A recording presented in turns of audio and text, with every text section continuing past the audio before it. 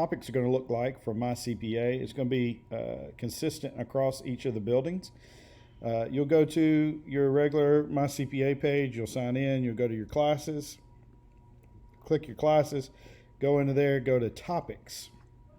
From topics, you'll notice that I've got week 1, session 1, week 1, session 2, week 2, session 1, week 2, session 2.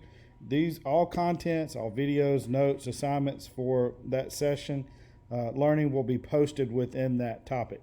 So instead of looking at them like topics, we're going to look at them like they are days.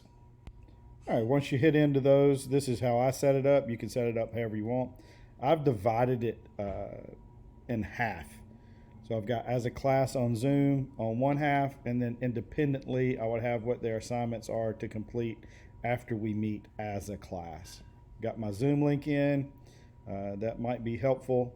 And then whatever you have that you're going to go through together, whether it be a Nearpod, whether it be Ed Puzzle, whether it be notes, downloads that you want them to have, this is where all of this is going to happen.